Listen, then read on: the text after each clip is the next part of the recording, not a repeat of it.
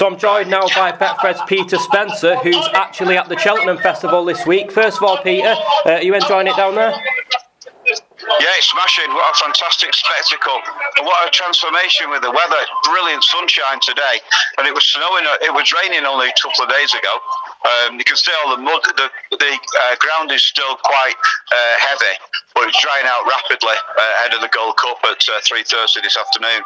I mean, there was a bit of a worry earlier in the week that Fred would lose potentially £2 million. That hasn't happened, but have the bookies been bashed? Well, I would say it's even Stevens at the moment with the Gold Cup to come. We got an absolute hammering on day one. It was over £1 million loss that day, and almost as much in 2 days afterwards, Wednesday and Thursday. But we've rallied now, and it's about even Stevens, probably a little bit down.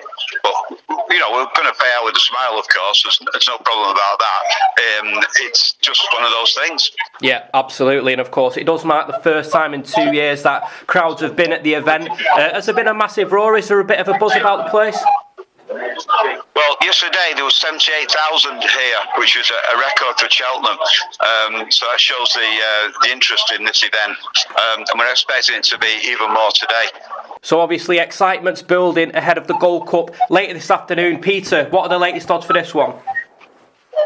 Well, as you say, I mean, this is the absolute pinnacle of the national hunt, the Gold Cup here at Cheltenham. Plus Tard and Galvin are leading the betting. Galvin may well go off as favourite. That's 3-1. That's a Gordon Elliott horse. Plus Tard, that's been favourite for some time now. That's 11-4. Manello Indo, another Henry de Bromhead's mount. That's 9-2. So it's looking like it's going to be between those three at this stage. But anything can happen. We've got another hour and a bit to go before this starts. So it's going to be a fantastic spectacle, and it's very open as well. It's been open for a few years. One thing you can guarantee, it's highly, highly likely it'll be an Irish based horse that will win this event today. Well, we'll move on to football very briefly now. So there's an action-packed weekend of FA Cup action. Manchester City travel to Southampton, of course. Manchester City, the favourites with Betfred to go on and win the competition. Southampton are 9-1 to win this one. A draw's 9-2, and City are 1-3. Obviously, City go into this game on the back of a 0-0 draw with Crystal Palace on Monday night. Dents their title hopes in a way, doesn't it? Yeah, and Southampton are a good outfit, particularly at home.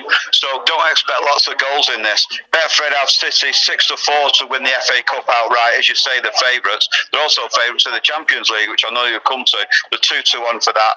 Liverpool for the FA Cup at 9-4. And for the game at Southampton, Mahrez is the favourite to score first at 3-1. He's in smashing form at the moment. Sterling, I think he'll return. He's 10-3 to score first.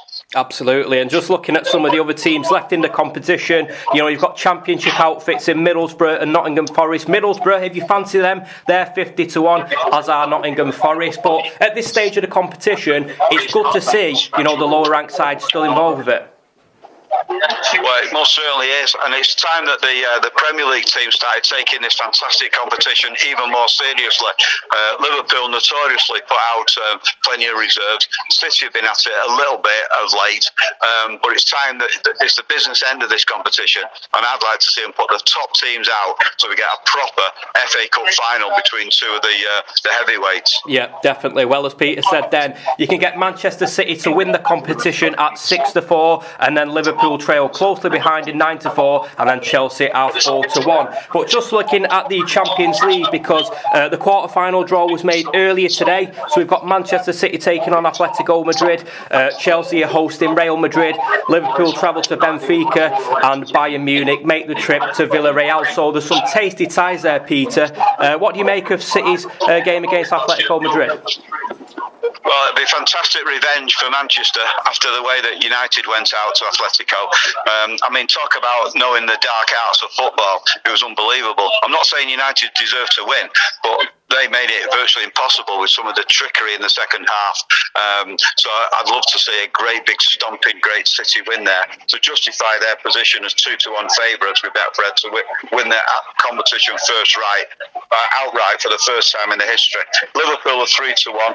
Bayern Munich 7-2. Chelsea's still in there at 8-1 to win the competition outright. Well, Chelsea, obviously, the current holders, they're defending the title. They face Real Madrid, got fantastic history in this competition. Do you think this will be a tough one for Chelsea? Yeah, just a bit. That's the toughest draw. Liverpool have done nicely against Benfica. City's done okay, I suppose. But Chelsea against Real Madrid, that's certainly the tie of the round.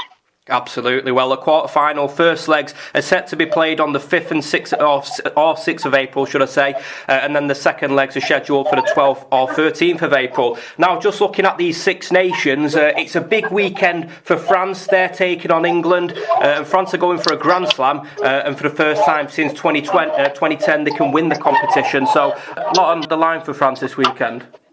Well, we think it'll be a France win. They're odds on to beat England. England have been out of sorts. I think we're going through a transformation period at the moment, and I think it's going to be a France victory there, and they'll justifiably win the Six Nations. What have you made of England's performance during the Six Nations? Has it been substandard, do you think, or as you said then, is it just a bit of a transformation period, this one? Well, I think there's a transformation going on, and I think that he wants to stick with his starting 11 and stop changing things around. Substitutions have been a bit suspect as well, but I think we should stick with the current coach and just get on with it and hope for the best next year.